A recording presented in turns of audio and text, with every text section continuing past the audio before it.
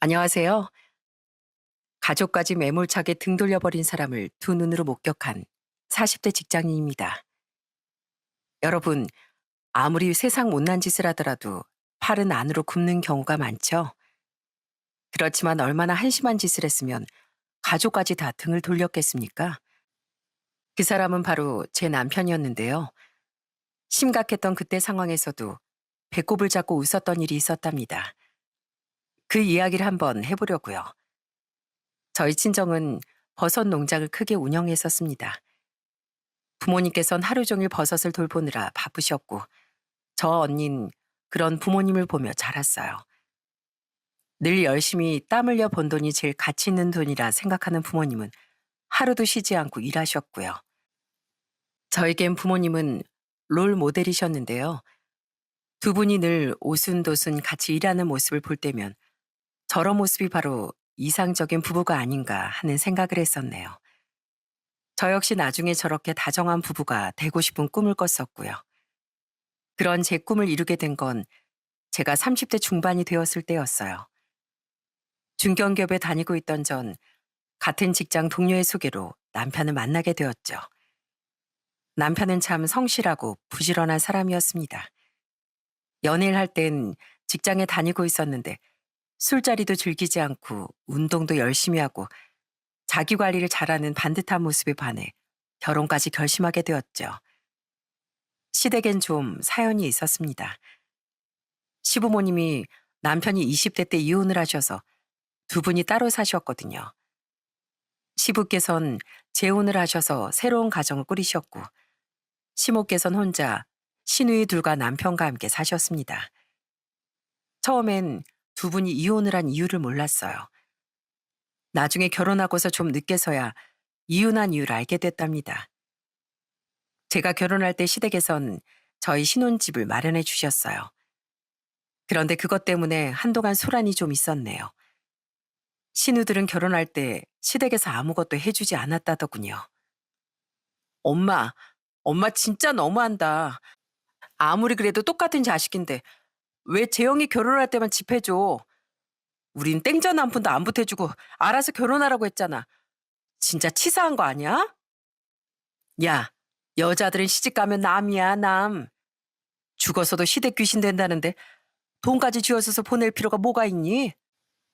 그리고 그렇게 돈 지어주고 시집 보냈는데 이렇게 다시 돌아오면 이 엄마가 얼마나 마음이 쓰라리겠어? 처음부터 안 주길 잘했지. 뭐? 엄마, 무슨 말을 또 그렇게 섭섭하게 해? 사실 큰 시누인 한 번 결혼했다가 이혼을 했습니다. 제가 시집 가기 전 2년 전쯤 큰 시누의 전 남편이 바람이 나면서 이혼을 했다고 들었어요. 그 후로 큰 시누인 시모와 살면서 같이 한우 고깃집을 운영하고 있었고요. 시모는 크게 한우 고깃집을 운영했는데 특히나 시모의 김치 맛이 엄청 좋았어요. 그러다 보니 1년에 한 번은 크게 김장을 했었습니다. 그땐 온 가족이 정말 총출동해서 김장을 해야 했어요. 저 역시 결혼하고서 첫 해부터 김장에 참석을 했고요. 그런데 이상하게 시모는 남편은 은근슬쩍 일을 못하게 하더라고요. 재영아, 넌 가서 저녁에 먹을 고기나 좀 사와. 저기 엄마 자주 가는 정육점 알지? 거기 가서 고기 받아오면 돼. 엄마가 다 얘기해놨으니까. 아, 그래? 그럼 나 수진이랑 같이 갔다 올게. 아유, 뭐하러 둘이 가. 너 혼자만 후딱 갔다 오면 되지. 수진이 지금 할 일도 많아. 너 혼자 갔다 와. 알았지? 그렇게 남편은 시모의 심부름으로 수육용 고기를 사러 갔다 오면 또 시모 남편대로 고기 삶는 걸 앞에서 지켜보라며 정말 힘 하나 안 드는 일을 시키곤 하더라고요. 그런 남편을 제가 부르면 그것도 참 못마땅해 하곤 했습니다. 여보, 여기 좀 와봐. 여기 김치통 좀 옮겨줘. 뭐, 어디? 내가 아마, 내가. 아니, 그걸 네가 빨리 옮기면 되지 뭘 또 재영이까지 부르고 앉아있어. 언제 와서 언제 김치통 옮기니? 그냥 우리가 후딱 옮기면 될걸. 자, 됐지? 얼른 여기에 김치 차곡차곡 담거라. 어머님, 무거워서 그러죠. 이럴 때 남편이 옆에서 도와주면 좋잖아요. 평일 내내 고생하면서 일하는데 괜히 와서 김장 도와줄 필요도 없는 걸 뭘. 다음번엔 아예 네 남편 데리고 오지 말어. 어? 난 우리 아들 저렇게 시키면서 키운 적 없다. 정말로 시모는 평생 남편을 오냐오냐하며 키웠습니다. 가끔씩 시누이들이 저한테 하소연하듯 말하는 말을 들으면 정말 경악할 때도 많았어요. 큰 시누인 그나마 시모 식당에서 일했기 때문에 시모랑 마주했지만 작은 시누는 거의 무슨 일이 있지 않은 한 시댁에 잘 오지도 않더라고요. 명절에 한 번씩 모여 맥주라도 한잔 할 때면 시누들이 어렸을 때 얘기를 해주곤 했어요. 올케, 난 진짜 올케 시집 온다고 할 때 깜짝 놀랐다니까. 우리 엄마가 재영이 얼마나 아끼는데 시집살이가 어마어마할 텐데 어떻게 버틸 건가 했다고. 그러니까 말이야. 올케 진짜 대단해. 나였으면 우리 엄마 같은 시어머니는 아유 생각하기도 싫어. 난 우리 엄마보다 차라리 시어머니가 편하다니까. 오늘도 한번 봐봐. 재영이 앞에만 먹을 거 두는 거. 아휴, 우리 어릴 땐 고기 반찬 재영이만 먹을 수 있었어. 재영이 다 먹고 나서 남은 거나 먹었지 뭐. 그래, 맞아. 재영이 태어나자마자 어찌나 애지중지하던지. 솔직히 우리 엄마지만 난 정말 엄마가 미울 때가 얼마나 많은지 몰라. 신우들이 이런 얘기를 할 때면 사실 한편으론 좀 미안한 마음도 들더라고요. 그래도 신우들은 저한테 못되게 하진 않았어요. 오히려 시모의 시집살이 때문에 제가 힘들까봐 신우들이 제 걱정을 참 많이 해줬죠. 사실 시모의 시집살이도 처음엔 좀 심했습니다. 신혼 초반엔 아침마다 전 시모에게 연락을 해야 했어요. 그 이유가 뭔지 아세요?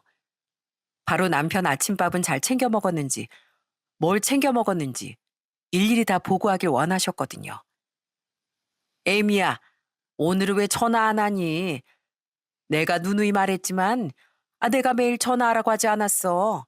오늘 왜 안 했어? 어머님, 아침에 제가 출근 준비하느라 바빠서요. 그리고 매일 아침 이렇게 전화 드리는 건 솔직히 좀 힘들어요, 어머님. 결혼했으니까 제가 그냥 잘 챙긴다 생각하시고 믿어주시면 안 될까요? 결혼한 지 얼마 안 된 네가 얼마나 부족하겠어. 우리 아들은 아침을 든든하게 먹어야 하는데 내가 보고 부족한 거 있으면 말해주면 얼마나 좋니? 쓸데없는 소리 하지 말고 꼬박꼬박 나한테 전화하거라. 아니면 뭐 사진 찍어서 메시지라도 보내면 되잖니. 그것뿐만이 아니었습니다. 남편이 오랜만에 갔을 때 조금이라도 살이 빠지거나 머리가 빠지거나 그러면 다 제 탓이라고 하더라고요. 아이고, 재영아. 아니, 너 왜 이렇게 살이 빠졌어? 너 요새 뭐 잘 못 먹었어? 아니, 엄마. 요즘 내가 일 때문에 스트레스를 좀 많이 받아 그런가? 살이 좀 빠지네. 머리도 좀 빠지고. 뭐? 머리도 빠진다고? 아이고, 세상에나. 얘 수진아, 네가 남편을 잘 돌봐야지. 살도 빠지고 머리도 빠지고 그러는 게 어딨어. 뭐 네가 스트레스 받게 하는 거 아니야? 네? 어머님, 제가 무슨 스트레스를 줘요. 이 사람 요즘 바빠서 집에도 늦게 들어오고 저도 얼굴 보기 힘들어요. 그런데 무슨 스트레스를 제가 어떻게 주겠어요? 그래, 엄마. 나도 아내 얼굴 진짜 오랜만에 보는 거야. 맨날 자는 것만 봤거든.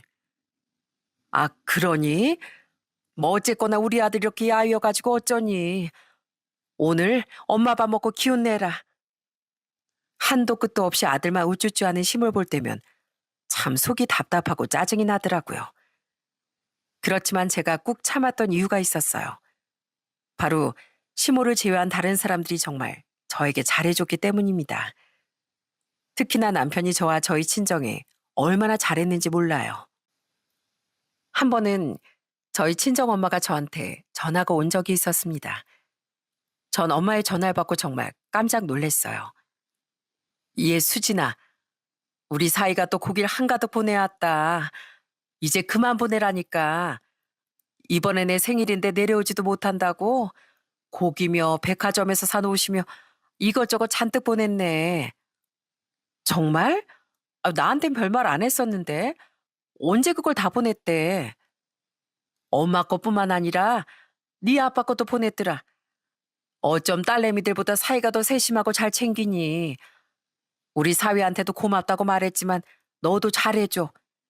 주변에 이렇게 잘하는 사위 없더라. 남편은 정말 바쁜 와중에도 저희 친정을 그렇게 살뜰하게 챙겼고 시모께서도 저에게 툴툴대긴 했지만 명절이며 중요한 날엔 늘상 김치며 고기까지 싹 다 챙겨 저희 친정에 보내주시곤 했습니다. 가끔씩 뵙는 시부께서도 늘 우리 며느리 며느리 하면서 예뻐해 주셨고요. 그리고 항상 만날 때마다 저에게 용돈도 챙겨주시더라고요. 우리 며느리 고맙다. 여기까지 와서 얼굴 보여주고 말이야. 자, 이거. 이 시애비가 주는 용돈이니까 맛난 거 사 먹거라. 아휴, 아버님, 이거 안 주셔도 되는데 제가 드려야 하는데 오히려 제가 받고 있네요. 나중에 내가 아주 늙어서 돈 한 푼 없을 때야 받지. 지금은 니들이 받는 게 맞아. 나중에 나 힘없고 늙으면 그때도 이 시애비 대접 꼭 해줘야 한다. 이뿐만 아니라 남편은 뒤늦게 저희 언니가 결혼했을 때도 누구보다 언니 결혼을 축하해주고 형부와도 참 잘 지냈습니다. 이렇게 다정하고 따뜻한 시댁 식구들과 남편 덕분에 전 그래도 시모의 시집살이를 견뎌내며 행복하게 결혼 생활을 이어갔답니다. 결혼하고서 1년 후엔 저는 아들을 낳았고 2년 후에 둘째 아들 낳으며 저흰 둘에서 넷으로 식구가 늘어나게 되었어요. 그런데 시모는 제가 두 아이를 낳고 나서 확 달라지더라고요. 처음엔 우리 아들만 하던 시모께서 손주들이 태어나고 나선 그렇게 또 손주만 바라보시더군요. 첫째 땐 남편이랑 제가 돌아가면서 육아휴직을 했었는데 둘째 땐 그게 좀 힘들더라고요. 그래서 둘째 땐 일찍 아이를 어린이집에 보내려고 했습니다. 그런데 제가 육아휴직을 끝내고 복직하려고 했을 때도 시모가 직접 아이를 봐주시겠노라 먼저 얘기를 꺼내시는 거 있죠? 애미야, 내가 곰곰이 한번 생각해봤는데 우리 애들 어린이집 벌써 보내는 것보다 내가 봐주면 좀 어떻겠니? 뭐 어차피 니들 집이랑 우리 집이랑 그리 멀리 떨어져 있는 것도 아니고 식당도 내가 잠깐 갔다가 오기만 하면 되니까 애들을 좀 봐줄 수 있을 것 같은데 또 니 큰 신우도 있고 말이야. 어머님이요? 그래도 애 둘을 다 보실 수 있겠어요? 아유, 그럼 우리 손주들인데 할미가 못 볼 게 뭐가 있어. 내가 잘 볼 테니까 걱정하지 말고 넌 회사 잘 다녀. 다른 사람보단 그래도 할머니한테 맡기는 게 너도 좀 좋지 않겠니? 어머님이 봐주신다고 하면 저야 너무 감사드리지만 대신 힘드시면 언제든지 얘기해 주세요. 솔직히 전 시모의 제안에 처음에 좀 많이 놀라긴 했습니다. 누구보다 자신의 일이 우선이었던 분이 시모였거든요. 그런 시모가 정말 아무 고민 없이 선뜻 아이를 봐주시겠다고 하니 참 감사한 마음이 들더라고요. 그 뒤로 저희 애들은 아침에 시댁에 갔다가 제가 퇴근할 때까지 시모가 쭉 봐주셨어요. 어찌나 애들을 살뜰하게 잘 보시는지 애들이 오히려 시모와 지내면서 기저귀도 빨리 떼고 밥도 잘 먹고 튼튼해지더라고요. 그런 아이들을 보면서 전 시간이 갈수록 시모에게 감사한 마음이 커져갔습니다. 그러다 결혼한 지 4년쯤 됐을 때 남편이 갑작스럽게 직업을 바꾸게 되었어요. 바로 아는 지인들과 함께 결혼식장을 인수해서 운영하기로 마음을 먹게 된 거였죠. 당시 3명이서 같이 인수를 해 운영하기로 했는데 처음엔 그걸 대출도 받고 모아둔 돈까지 합쳐서 시작해보고 싶다고 하더라고요. 그 소식을 듣고서 누구보다 적극적으로 남편을 도와줬던 건 바로 시부모님이었어요.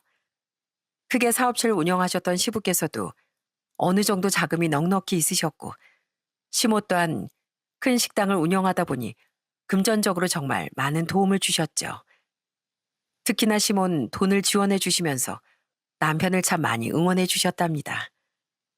그래, 젊을 때 이것저것 해보는 것도 다 경험이고 기회다. 사실 안정적으로 회사 다니는 거 그만둔다고 했을 때 이 생때같이 어린 애들은 어쩌나 싶기도 했는데 다시 생각해보니까 재영이 네가 잘 생각했겠거니 싶더라. 이 엄마가 그래도 도와줄 수 있으니 참 다행이고. 엄마 고마워. 내가 진짜 열심히 할게.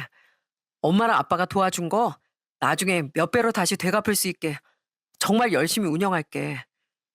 그래, 엄마랑 아빠한테 안 갚아도 좋으니까 다른 것보다 네 자식들 생각하면서 죽기 살기로 해봐. 네가 열심히 하다 보면 언젠가 급이 볼 거다. 그렇게 시부모님의 도움을 받고서 남편은 결혼식장 공동대표로 일하게 되었어요. 처음엔 우여곡절도 참 많았어요. 인수한 결혼식장이 인테리어가 좀 오래되다 보니 전체적으로 인테리어를 싹 바꿔야 했거든요. 남편은 조금이나마 인테리어 비용을 아끼려고 스스로 할 수 있는 거 여기저기 찾아보며 시공도 하고 그러더라고요. 그땐 집에 오면 먼지를 머리끝부터 발끝까지 뒤집어 쓰고 올 때도 많았답니다. 여보, 나왔어. 여보, 수고했어. 아, 옷 좀 봐. 오늘도 엄청 고생했구나. 배고프지? 뭐라도 좀 먹으면서 했어? 당신이 싸준 샌드위치 나눠서 먹었어. 오늘 좀 하니까 어느 정도 틀이 나오더라고. 그거 보는데 얼마나 뿌듯했는지 몰라.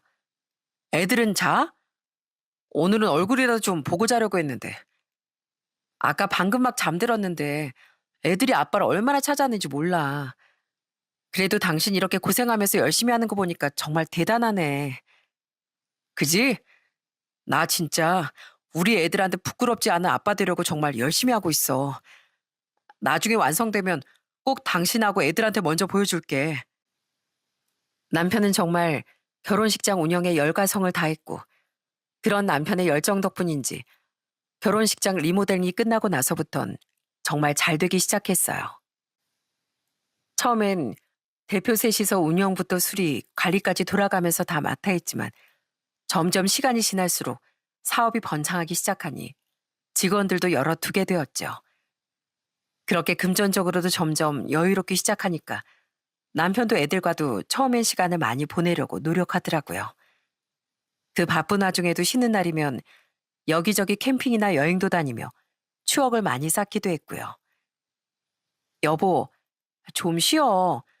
매일 그렇게 늦게까지 일하면서 여기까지 와서 당신이 제일 부지런하네. 내가 할 테니까 쉬어. 에이, 무슨 소리야. 원래 캠핑 오면 아내들은 앉아서 쉬고 남편들이 움직이는 거야. 당신이야말로 거기 앉아서 커피 마시고 있어.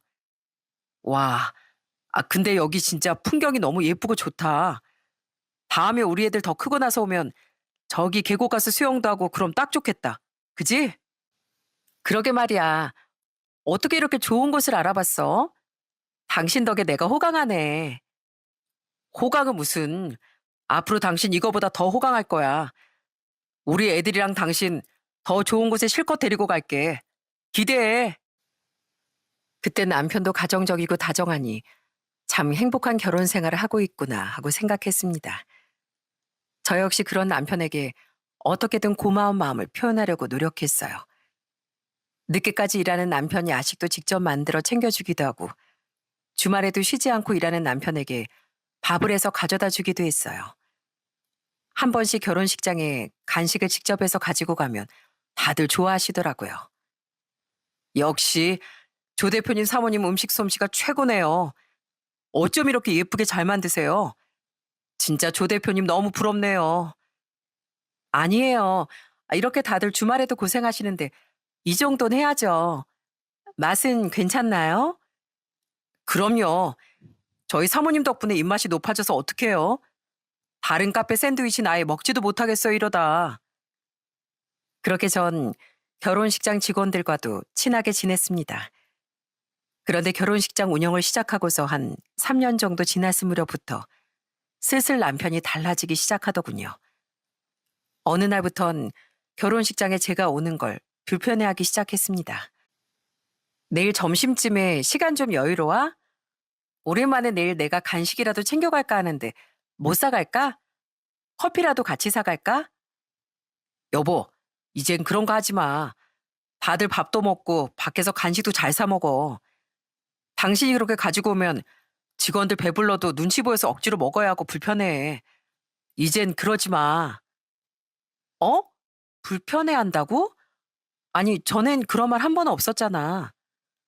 그거야 당신이 워낙 좋아하는 것 같으니까 별말 안 했던 거고, 실은 직원들 다 불편해. 앞에선 좋다고 하지만 뒤에선 다들 안 좋은 소리 하니까 앞으론 그러지 마. 알았지?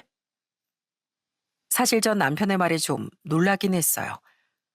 늘 갈 때마다 반겨하고 너무 좋아하면서 간식들을 남김없이 싹 먹었었는데 갑자기 저런 얘기를 하니까 진짜 그동안 억지로 다들 그랬던 건가 싶더라고요. 다른 이유가 있어서였을 거라곤 그땐 전혀 생각지도 못했네요. 그런데 그때부터 남편 행동은 점점 수상해지기 시작했습니다. 사실 결혼식장이란 곳이 주말이 제일 바쁘고 평일에는 좀 한산한 편이거든요. 그런데 남편이 평일 주말 할 것 없이 내내 바빠지기 시작하더라고요.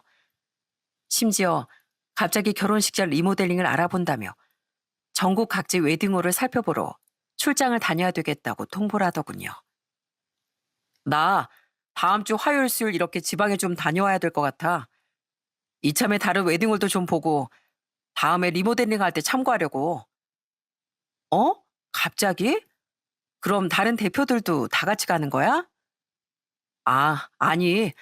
대표들 다 같이 가는 건 아니고 따로 움직이지 뭐하러 다 같이 가. 한 명만 가서 둘러보고 오면 될걸. 하여튼 그렇게 하고 짐 좀 싸줘. 처음엔 저도 별 의심 없이 남편의 짐을 챙겨줬습니다. 그런데 남편이 항상 출장을 갔다가 돌아오면 짐이 너무나도 깔끔하게 정리가 되어 있더라고요. 평소에 저희 가족끼리 여행을 가도 이렇게 정리정돈을 잘해서 오는 사람이 아닌데 마치 신경 써서 정리를 한 느낌이랄까요? 그러다 정말 수상한 걸 발견하게 되었어요. 어느 날 출장 다녀온 남편의 가방을 정리하는데 가방 주머니에서 관광지 책자가 발견이 된 겁니다. 그런데 거기 사이에 껴있는 관광지 티켓이 하나 있었는데 대인 둘로 결제가 되어 있더군요. 그걸 보자마자 전 남편에게 바로 물었어요. 여보, 이거 뭐야?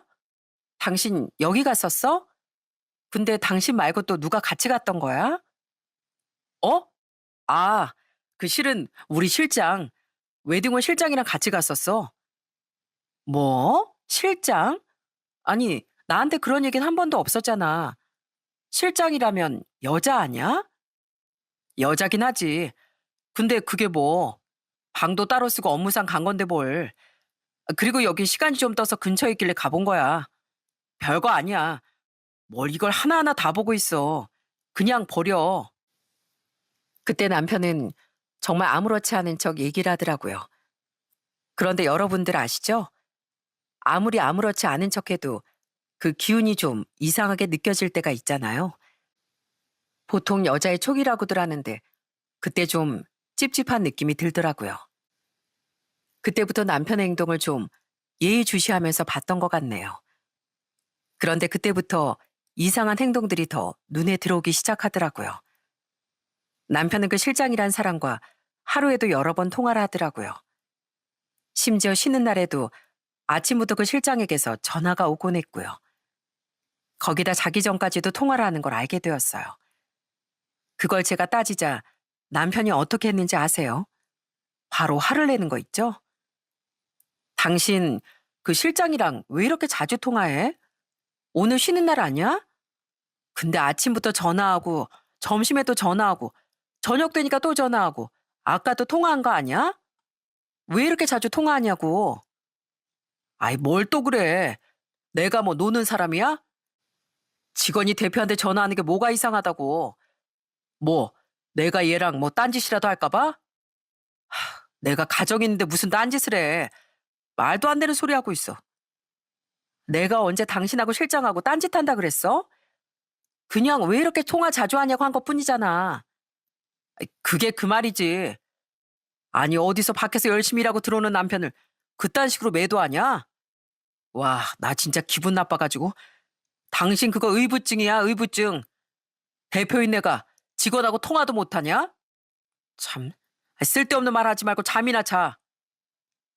진짜 먹긴 놈이 썩낸다는 말이 딱 여기에 맞는 말인 것 같더라고요. 점점 제 의심이 확신이 되더라고요. 그렇지만 뭐 뚜렷한 증거가 있는 것도 아니고 아무것도 없는데 바로 따지는 건 아닌 것 같다 싶어. 전 먼저 증거부터 찾아보기로 했습니다. 정말 제가 쓸데없는 의심을 한 건지 아니면 진짜 남편이 헛된 짓을 한 건지 제대로 사실 확인을 해야 했어요. 그렇게 전 남편의 차량 블랙박스를 살펴보게 되었습니다. 그런데 이상하게 블랙박스 영상이 몇 개 남아있지 않더라고요. 하나 남아있는 건 그날 영상뿐이었고요. 왜 이렇게 다 지웠을까 생각하며 남아있는 영상을 탁 틀었는데 들려오는 목소리를 듣고서 정말 경악을 금치 못했어요. 블랙박스 안에서 들려오는 목소린 낯선 여자의 목소리였거든요. 오빠, 나 다음 쉬는 날에 진짜 백화점에서 가방 사줄 거야? 그럼 우리 지 사달라는 건 이 오빠가 다 사주지. 뭐든 말만 해. 아, 요즘 일이 바빠가지고 우리 지도 잘 못 만나고. 그래도 일하는 곳에서 보니까 내가 힘이 난다, 힘이 나. 정말? 치, 와이프보다 더 힘이 나? 당연하지. 어디다 대고 비교를 해. 우리 지가 나한테 최고야. 익숙한 남편의 목소리와 낯선 여자의 목소리가 뒤섞여 들리는데 정말 그 순간 머리가 휙하니 도는 것 같더라고요. 손발이 부들부들 떨리면서 숨이 가파오는데 이걸 도대체 어떻게 해야 하나 싶더라고요. 부들부들 떨리는 몸을 겨우 진정하고 주차장에서 집으로 올라오면서 정말 수만 가지 생각을 다 했던 것 같아요.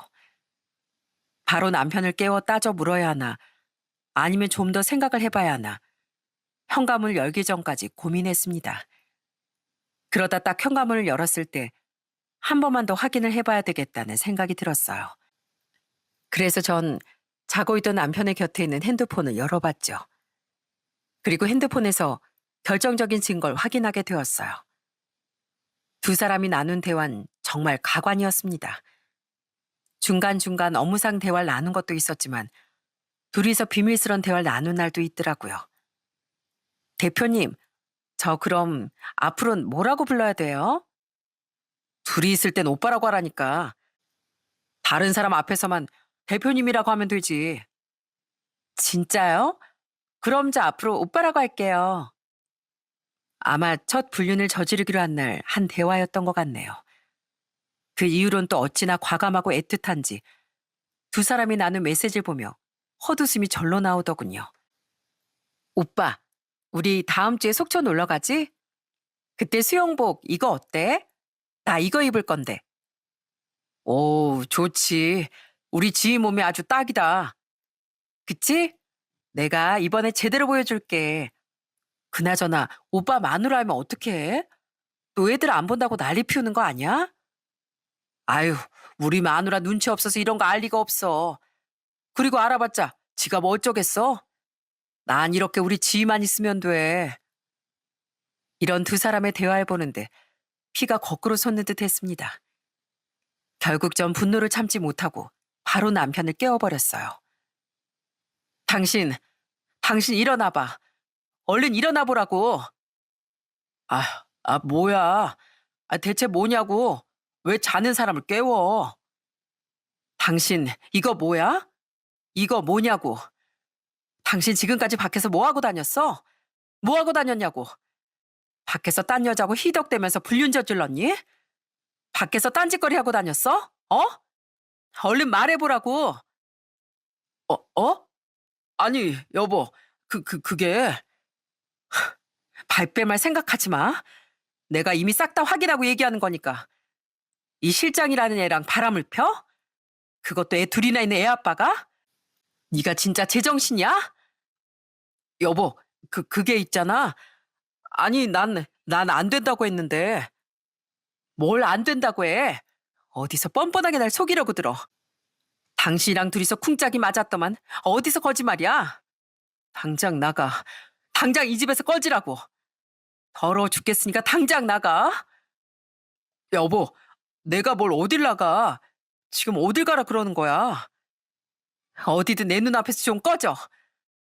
지금 당신 면상 쳐다보기도 싫으니까 당장 꺼지라고. 전 그렇게 자다 일어난 남편을 정말 속옷바람으로 집 밖으로 내쫓아버리고 말았습니다. 남편은 자신의 잘못이 들통나 그랬는지 아니면 자다 깨서 경황이 없어 그랬는지 몰라도 별 대응도 하지 않고 그대로 밖으로 나가버리더군요. 그러더니 얼마 뒤 저한테 메시지만 보내왔습니다. 여보, 내가 잘못했어. 오늘은 당신이 너무 화난 것 같으니까 밖에서 잘게.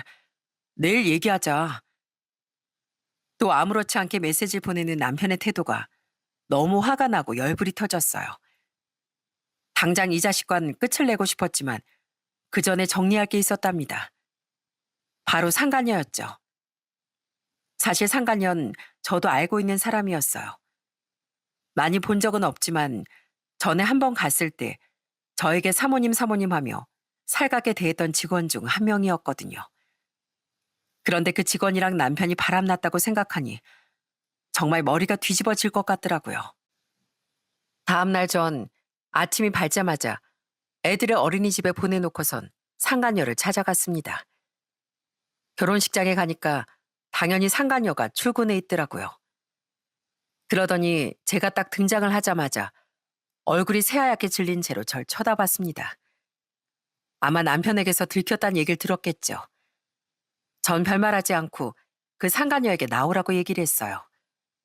그랬더니 상간녀도 별 대꾸 없이 밖으로 나오더군요. 그렇게 저희 두 사람은 근처 공터로 향했습니다. 그리고선 전 상간녀에게 따져 물었어요. 너 나한테 할 말 없니? 보아하니 들킨 거 아는 것 같은데 어쩌자고 가정 있는 남자랑 그러고 다녀?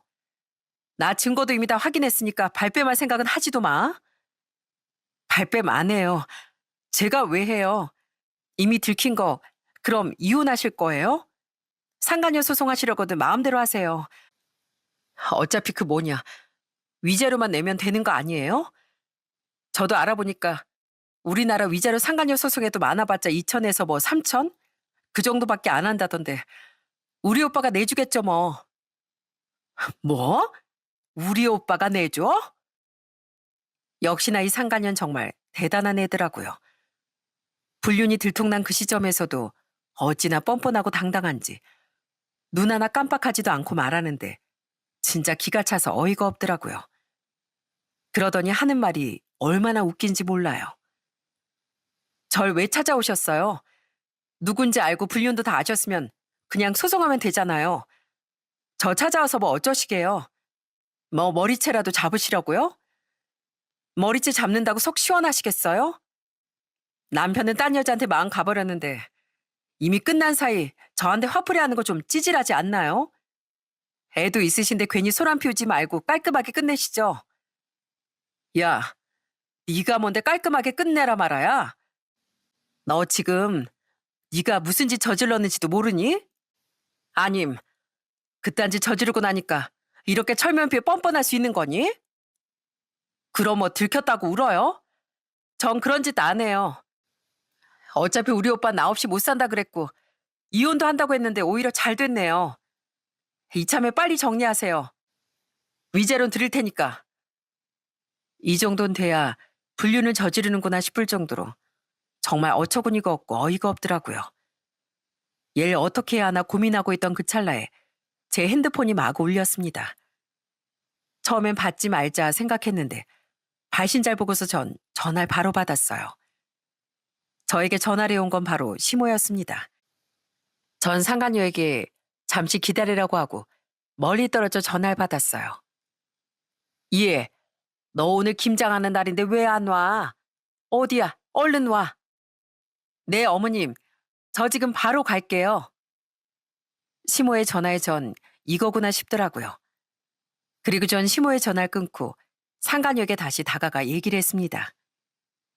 그래, 빨리 끝내는 게 좋겠지, 너나 나나. 그럼 이혼해 줄게. 진짜요? 진짜 이혼하실 거예요? 그래, 근데 너 나랑 어디 좀 가야 되겠어. 네? 어디요? 어디 가는데요? 어디든 따라와. 너 안 오면 나 이혼 안 해. 너한테 상간녀 소송만 할 거지. 알았어요. 그럼 저 따라가면 바로 이혼하시는 거죠? 나중에 딴 말하기 없기에요. 오빠한테도 얘기할게요. 그래, 너도 가보면 좋아할 곳이야. 내가 아주 너한테 마지막으로 큰 선물 하나 한다. 그렇게 전 상간녀를 데리고 어디론가 열심히 운전을 했습니다. 여러분들도 제가 어디로 갔는지 아시겠죠? 네, 바로 시댁이었어요. 전 상간녀를 데리고서 시댁으로 향했습니다. 당시 시댁은 단독주택이었는데 큰 마당이 있었거든요. 거기서 바로 김장을 했었고요. 전 시댁에 도착하자마자 대문을 열고 들어갔습니다. 그리고선 크게 인사를 했어요. 그러자 마당에 있던 식구들이 다 저를 쳐다보더라고요. 그리고 그때서야 상간녀가 기겁을 하며 도망가려고 하더군요. 전 그런 상간녀의 팔을 세게 잡아 끌었습니다. 시몬 절 발견하고서 반가운 얼굴로 저에게 다가오더라고요. 어머님, 저 왔어요, 저. 아이고, 얘, 왜 이렇게 늦게 왔어? 그나저나, 이 사람은 누구니? 아, 이 사람이요? 어머님 인사하세요. 바로 어머님 새 며느리 될 사람이에요. 제가 미리 좀 인사시키려고 데리고 왔어요. 그러자 시모와 상간의 얼굴이 새파랗게 질리기 시작했어요. 그게 무슨 소리냐? 아니, 새 며느리라니? 어머님, 어머니 그 잘나신 아드님이 글쎄 저 몰래 바람을 피우고 있었더라고요. 그래서 이 상간녀가 저랑 이혼하고 어머님 새 며느리로 들어오고 싶다고 해서 제가 이렇게 미리 소개해드리려고 데리고 왔네요. 뭐라고?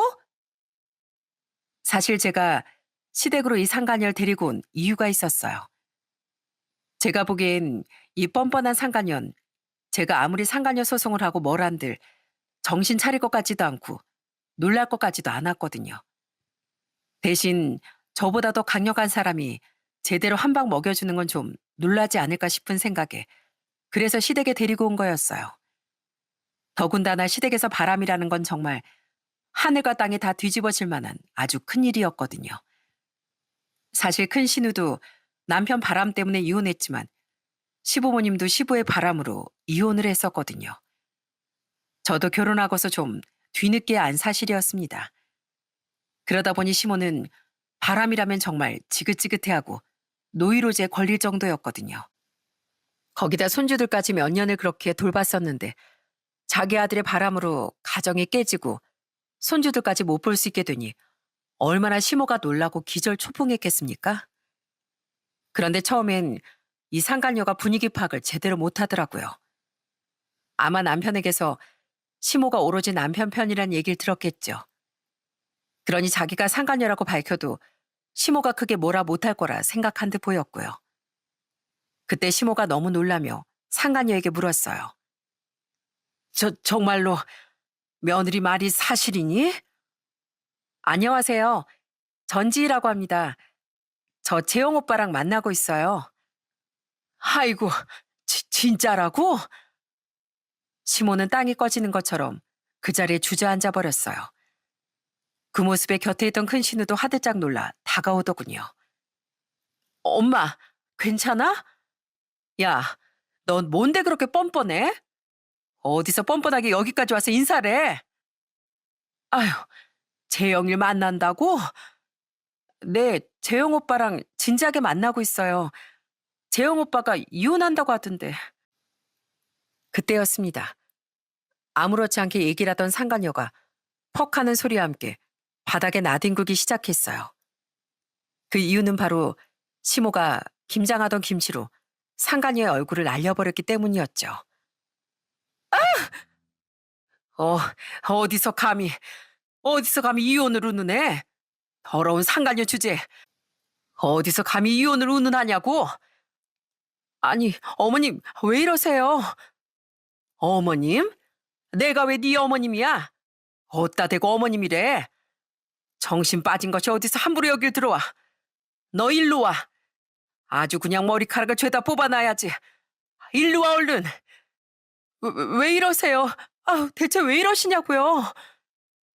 그러더니 시몬 김치가 덕지덕지 묻어있는 손으로 상간녀를 잡으려고 들었고 상간녀는 그런 시모를 피해 도망다니기 시작했습니다. 머리부터 얼굴에 잔뜩 김장김치 양념을 묻힌 채로 사색이 된 채 도망다니는 상간녀를 보며 얼마나 웃겼는지 모릅니다. 전 그 모습을 그대로 촬영해 남편에게 메시지로 보내버렸어요. 그리고 얼마 지나지 않아 남편이 딱 시댁에 도착했더군요.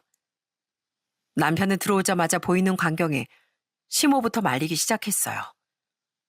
엄마, 엄마 왜 이래? 엄마 그러지 마. 그러자 시몬 다시 김치를 들어 남편에게도 똑같이 휘갈겼습니다. 그리고선 분노로 소리를 쳤어요. 네가 감히 어디서 그딴 짓을. 아무리 내가 네 편을 들어줬어도 해야 할 게 있고 하지 말아야 할 게 있지. 네가 감히 어디서 이딴 짓을 벌여? 네가 그러고도 내 아들이야? 네가 어쩌자고 이딴 짓을 해? 이 애미가 불쌍하지도 않어? 애미 상처 하나도 생각하지 않았어? 어쩌자고 이런 짓을 벌였냐고. 그때 처음 시몬 제 편을 들어주시더라고요. 결혼 생활 동안 단 한 번도 제 편을 들어주지 않았던 시모가 그날은 누구보다 분노하며 제 편을 들어주시더라고요. 어떻게 이런 짓을 벌여? 이 엄마가 어떻게 살았는지 뻔히 알면서 이런 짓을 해? 이혼? 그래, 이혼해라. 이혼하고 넌 앞으로 내 아들 하지 마. 내 아들 자리에서 빠져, 이 자식아. 엄마, 그런 말이 어딨어. 어떻게 아들에서 빠져? 네 엄마가 얼마나 고통스럽고 힘들었는지 제일 가까이서 봤던 게 너 아니야? 네 아빠가 바람 피우면서 이 엄마를 얼마나 힘들게 했는지 네가 제일 잘 알면서 어떻게 네 애비랑 똑같은 짓을 해? 자식까지 있는 애가 어떻게 그딴 짓을 해? 두말할 거 없다. 난 너 같은 자식은 필요도 없어. 당장 저 쳐다보기도 싫은 애도 같이 치워. 엄마, 나 재영이야, 재영이. 엄마 하나밖에 없는 아들. 그게 무슨 소리야? 아니, 왜 그래, 엄마? 나 2번 말 안 해. 넌 앞으로 이 엄마 아들 아니야. 그러니 썩 여기서 나가. 엄마, 엄마. 냉정한 시모의 말에 남편은 당황해하더니 애걸복걸 빌기 시작하더라고요. 그 모습을 보면서 참 통쾌하더군요. 그리고 전 마지막으로 시모에게 인사라고 나왔습니다. 물론 남편과 상간녀에게도 마지막 말을 남겼고요. 어머님, 저 이제 가볼게요. 자, 너 여기 며느리 되고 싶어 했지? 봤니? 여기가 네가 앞으로 며느리 될 집이야. 야, 네 얼굴 SNS에 올리면 아주 베스트로 올라갈 텐데 말이야. 참 아쉽네. 무서울 거 없다 그랬지 너? 이것도 하나도 안 무서웠니? 앞으로 하여튼 잘 적응해봐. 전 그렇게 시댁을 시원하게 나와버렸어요. 그리고 전 그 이후로 이혼 소송을 하게 되었어요. 당연히 증거도 충분하니 이혼 소송을 수월할 수밖에 없었죠. 재산 분할과 양육권도 다 받아서 그렇게 전 8년의 결혼 생활을 끝마치게 되었네요. 물론 상간녀 소송도 해서 상간년 위자료를 지불하게 되었고요. 그래도 그때 김치로 제대로 한 방 맞아 그랬는지 나중에 상간년 아무 말도 하지 못하더라고요. 그렇게 이혼하면서 시부께서도 저에게 전화를 걸어와 잘 살라며 얘기를 해주셨답니다. 본인의 잘못을 아들이 똑같이 한 줄 몰랐다며 자신이 벌을 받고 있는 것 같다며 얘기를 하셨어요. 그리고 시모 또한 마찬가지로 저에게 마지막으로 전화가 오셨더군요. 애미야, 정말 미안하구나. 내가 너한테 이런 큰 상처를 주게 될 줄은 꿈에도 몰랐다. 내 자식이 그런 짓을 벌일 거라곤 전혀 생각지도 못했는데 참 미안하다. 네가 얼마나 괴롭고 힘들지 내가 누구보다 잘 알아. 내가 염치가 없어 널 붙잡지도 못하겠구나. 애들이랑 잘 지내거라. 그동안 참 미안했다. 이렇게 얘기를 하시고 전화 끊으시는데 참 마음이 이상하더라고요. 사실 시모에 대해 저도 그렇게 좋은 생각을 갖고 있었던 건 아니었거든요. 늘 불편하고 어려웠는데 그 순간에 시모가 너무나도 짠하고 안쓰럽기도 했습니다. 그렇게 원망했던 남편과 똑같은 행동을 한 아들을 보면서 얼마나 충격을 많이 받으셨겠어요. 그리고 그렇게 저와 시모에게 큰 충격을 안겼던 남편 역시 크게 벌을 받게 되었어요. 남편과 이혼하고서 얼마 지나지 않아 큰일이 벌어졌답니다. 그때가 막 마스크 시국이 시작됐거든요. 결국 예식장을 운영한 지 4년도 되지 않아 마스크 시국이 터지면서 말 그대로 쫄딱 망해버렸답니다. 아주 제대로 큰 벌을 받은 거죠. 그렇게 망하니까 당연히 상간녀와도 헤어졌나 보더라고요. 뭐 돈 있을 때나 여자가 붙지 돈도 없고 나이도 많은데 어디서 젊은 여자가 만나주겠습니까? 쥐뿔도 없어지니 바로 상간녀가 도망가 버렸다더라고요. 그제서야 전 남편은 후회의 눈물 흘리며 연락이 왔습니다. 여보, 내가 정말 미안해. 당신이 얼마나 나한테 소중한지 이제 알았어. 내가 너무 잊고 있었나 봐. 당신한테 너무 익숙해서 소중함을 몰랐어. 정말 미안해. 웃기고 있네. 야, 남잔 성공하면 본성이 드러난다는데 네 본성은 본처 버리고 바람 피우는 게 네 본성 아니었니? 다 망하고 나니까 이제야 후회돼? 그럼 내가 받아줄 줄 알고? 웃기지 마. 당신이 스스로 벌인 일이야. 후회하거든 나한테 이딴 말 내뱉지 말고 열심히 돈 벌어서 양육비나 줘. 쓸데없는 말 하지 말고.